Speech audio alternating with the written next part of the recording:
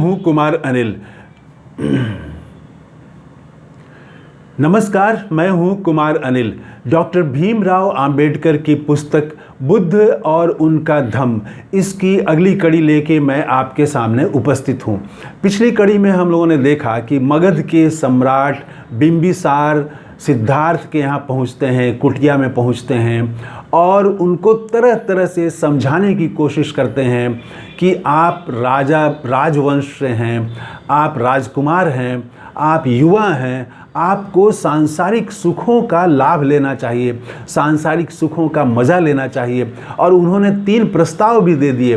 कहा कि आप मेरा आधा राज्य ले लीजिए, या पूरी सेना लेकर के आप शाक्यों से आप जंग लड़िए, युद्ध लड़िए आप और जीत लीजिए अपना राज्य, या उन्होंने कहा कि आप राजा की तरह ही यज्ञ करके स्वर्ग प्राप्त करिए। ये सब समझाया कि किस तरह से आपको सांसारिक सुख का लाभ लेना चाहिए, सांसारिक सुख में लिप्त होना चाहिए। ये उसके लिए समय है, ये सन्यास के लिए समय नहीं है। आपकी उम्र अभी सन्यास की नहीं है। यही समझाने की कोशिश की। आइए हम आज सिद्धार्थ ने क्या जवाब दिया, इसकी चर्चा हम करते हैं। मैं 2 किस्सों से ये बात आज शुरू करना चाहूँगा। ओशो ने वो किस्से सुनाए हैं सिकंदर और फ़कीरों के, तो वो बड़े मज़ेदार किस्से हैं। एक किस्सा तो ये है कि सिकंदर एक बार पूरी सेना लेके कहीं ताबड़तोड़ जा रहा था। तो जाते हुए एक रास्ते में एक फ़कीर मिल गया। फ़कीर ने हाथ दिया रुकने का, तो सिकंदर रुका। तो फ़कीर ने पूछा कि कहाँ जा रहे हैं आप? तो उसने कहा कि मैं फ़लाँ देश को जीतने के लिए जा रहा हूँ। तो फ़कीर ने कहा कि अच्छा, तो उसको जीत करके क्या करिएगा? तो उसने कहा कि उसको जब जीत लेंगे तो उसके बाद उस देश को जीतना है, उसको जीतेंगे। तो कहा कि ठीक है, उसको भी जीत लीजिएगा। उसके बाद तो कहा कि फिर उसको जीतेंगे। तो फिर फ़कीर ने पूछा फिर उसके बाद? तो कहा कि पूरी दुनिया इस तरह से हम जीत लेंगे। तो फ़कीर ने पूछा कि उसके बाद? तो सिकंदर ने कहा कि उसके बाद मैं चैन से रहूँगा। तो फ़कीर ने कहा कि जाओ, तब तुम जाओ, तुम इतना युद्ध करोगे जीवन भर और तब चैन से रहोगे। मैं तो ऐसे ही चैन से हूँ, निश्चिंत हूँ, इसी पेड़ के नीचे और नदी के किनारे निश्चिंत हूँ मैं, मुझे तो पूरा चैन है। तो वो फ़कीर हंसा था। एक दूसरा किस्सा ये है कि एक बार एक फ़कीर से मुलाकात हुई सिकंदर से। तो सिकंदर से फ़कीर ने पूछा कि मान लो तुम मरुस्थल में हो, रेगिस्तान में हो, जहाँ पर दूर दूर तक सिर्फ कोई पेड़ पौधा नहीं है, कहीं पानी नहीं है, और तुमको बहुत प्यास लग जाए, एकदम प्यास से जान जाने लगे, और सामने एक आदमी आ जाए एक गिलास पानी लेके, तो तुम क्या करोगे? तो उसने कहा कि मैं मांगूंगा उससे, और वो कहे कि नहीं, इस एक गिलास पानी की कीमत देनी पड़ेगी, मुफ्त में पानी नहीं दूंगा। तो तुम कीमत क्या दोगे? तो सिकंदर ने कहा था कि मैं आधा राज्य दे दूंगा। और उसने कहा कि अगर तब भी वो नहीं माने तो तब सिकंदर ने कहा कि मैं पूरा राज्य दे दूंगा। तो वो फ़कीर हंसा था और कहा था कि तुम्हारे इतने युद्ध के परिणाम से तुमने सारे ये राज्य जीते हैं, और वो जो सारे ये राज्य जीते, पूरा जीवन जिसमें तुमने लगा दिया, उसकी कीमत जो है एक गिलास पानी के बराबर है। तो ये 2 किस्से हैं।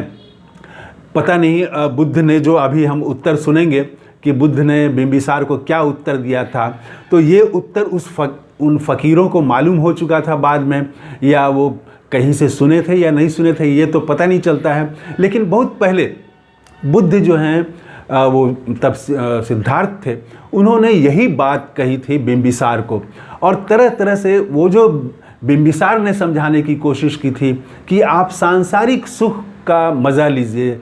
ये जो सांसारिक सुख है, ये युवावस्था इसी के लिए है कि आप एकदम ऐश करें, मौज करें। तो इसका जो जवाब दिया था सिद्धार्थ ने, वो ऐसे ही जवाब थे, और शायद ये जवाब किसी तरह से उन फ़कीरों तक बाद के वर्षों में पहुंचा हो, पता नहीं। तो उन्होंने, सिद्धार्थ ने बताया, पहले तो सिद्धार्थ ने धन्यवाद दिया बिंबिसार को कि आपने इतनी बात कही, मुझसे मित्रवत कही, और पूरी बात सुनने पर थोड़ा भी विचलित नहीं हुए सिद्धार्थ, थोड़ा भी विचलित नहीं हुए, और बहुत शांत ढंग से मित्रवत फिर उन्होंने जवाब दिया कि आप जो हैं मित्र की तरह ही आप मेरे पास आए हैं, और मित्र की तरह ही आपने मुझे ये सारा सुझाव दिया। उसके बाद वो मित्रवत जवाब देते हैं। कहते ये हैं कि वो सांसारिक सुखों का क्या मतलब, ये एक तरह का ऐसी प्यास है जो कभी ख़त्म नहीं होती और जो दुख का कारण बन जाती है। यही बात सिद्धार्थ ने समझाई है। करीब 7 पन्नों में डॉक्टर अंबेडकर ने उसके बाद लिखा है। सिद्धार्थ का जो जवाब है वो 7 पन्नों में है, जिसमें वो तरह तरह से वो बताते हैं, तर्क देते हैं सिद्धार्थ कि ये सांसारिक सुख जो हैं ये कैसे दुख का कारण बन जाते हैं। ये सुख तो कहते हैं कि ये सुख है, लेकिन ये दुख का कारण बन जाते हैं। और ये ऐसा सुख है, ये सुख की ऐसी प्यास है जो कभी मरती नहीं। तो जो सिद्धार्थ का जवाब है वो जवाब जरूर आप सुनिए, वो आज के लिए भी हमारे काम का है। सिद्धार्थ ने भले 2500 साल पहले कही हो बात, लेकिन वो आज भी उतनी ही प्रासंगिक है। कोई इतिहास की बात नहीं है, वो वर्तमान की बात है। तो सिद्धार्थ ने कहा कि देखिए, जो मित्र हैं तो वो जब आप सुख में रहें तो सुखी व्यक्ति का मित्र तो सभी होना चाहते हैं, लेकिन जो विपरीत स्थितियों में भी मित्रता निभाए वही असली मित्र है। तो आप मेरे पास आए हैं आप बताने के लिए, तो आप अच्छे हैं, आप अच्छे व्यक्ति हैं, आपका स्वभाव अच्छा है। तो ये उन्होंने कहा। फिर कहा कि और हम आज भी जीवन में देखते हैं कि आप जब सुखी हो, आपके यहाँ पार्टी जब होगी, कोई पार्टी अगर आप दें तो बहुत सारे लोग जमा हो जाएंगे। लेकिन अगर आप दुख में हो, परेशानी में हो, कोरोना में देखा कि सारे मित्र खत्म हो गए थे, कोई मित्र काम नहीं आ रहा था और बहुत कम लोग, 1 2 4 लोग ऐसे ही किसी परिवार के निकट थे जो मदद कर रहे थे, आर्थिक रूप से मदद कर रहे थे, या वो जाके वो हॉस्पिटल जाने वाले लोग थे मदद करने वाले। पूरा जो मित्र, पार्टी आप बुलाइए तो 250 लोग जमा हो जाएंगे, 500 लोग। अगर आप बहुत बड़े आदमी हैं, धन काफ़ी है आपके पास, तो 1000 2000 10,000 लोग भी जमा हो सकते हैं। अंबानी भी की शादी हुई, उनके परिवार में तो देखिए कि पूरी दुनिया से लोग आ गए। लेकिन जब वो मरेंगे तब कितने लोग रहेंगे, और ये सारा सुख जाने वाला नहीं है। तो सिद्धार्थ कहते हैं कि जो विपरीत स्थिति में भी साथ दे वही मित्र है। फिर वो बताते हैं कि अच्छे और बुरे का फर्क बताते हैं सिद्धार्थ, कि अच्छा आदमी वो है जो उनके परिवार की मित्रता है उसमें वो नया इजाफा करता है, उसको आगे बढ़ाता है। और बुरे लोग वो हैं जो पारिवारिक, पिता के भी मित्र थे, दादा के भी मित्र थे, लेकिन अगर वो उसी वंश का जो वर्तमान में है, अगर वो नालायक है तो वो उस पुरानी जो मित्रता है, पारिवारिक मित्रता, उसको भी वो नष्ट कर देता है। तो इस मित्रता को अगर अच्छे आदमी हैं तो वो बढ़ाते हैं। तो ये उन्होंने समझाया। फिर बताया कि तरह तरह से समझाया बिंबिसार को कि ये जो सांसारिक सुख है ये अतृप्त प्यास है।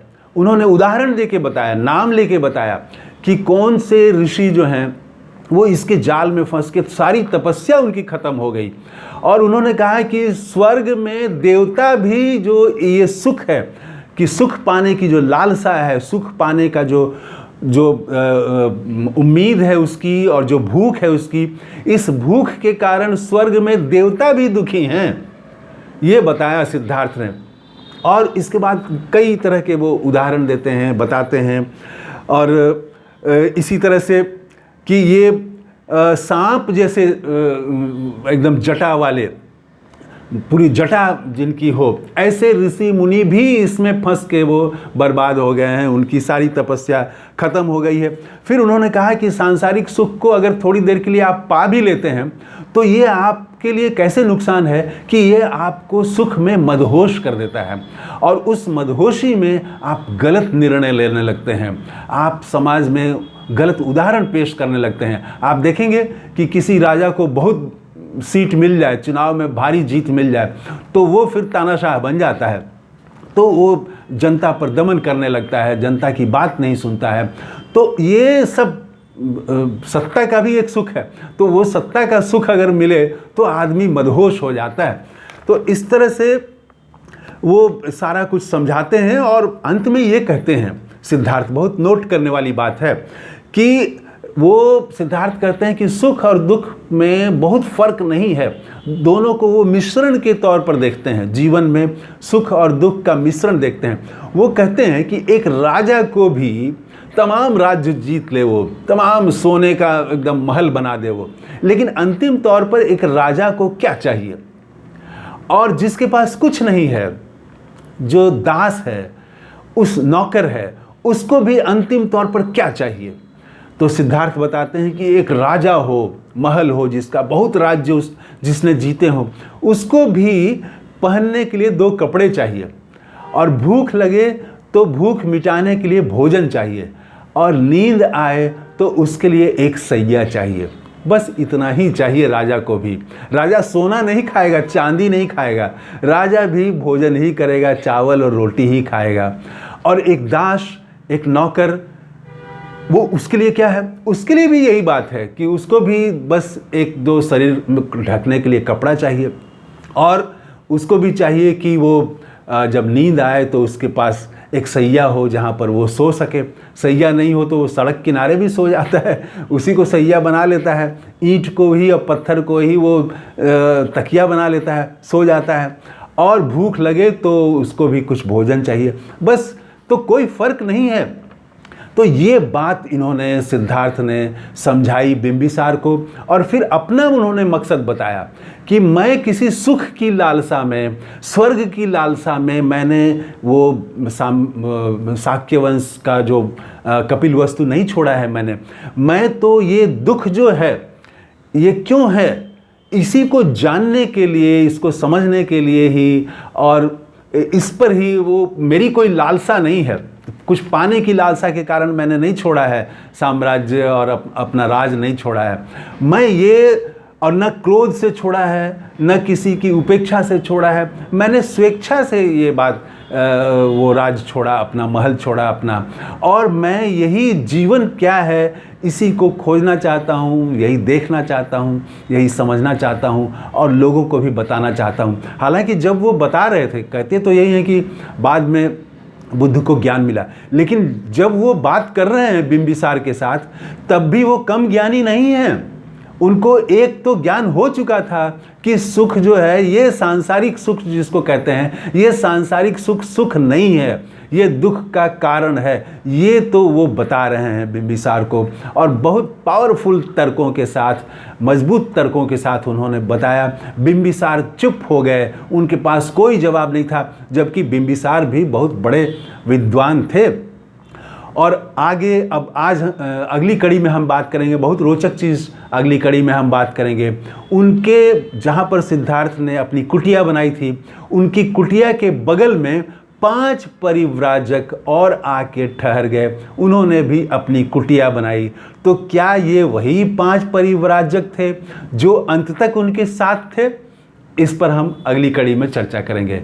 तब तक के लिए धन्यवाद, थैंक यू। बुद्ध को नमस्कार, डॉक्टर आम्बेडकर को नमस्कार। तो जय हिंद। कैसा लगा ये वीडियो कमेंट करके ज़रूर बताइएगा। Thank you.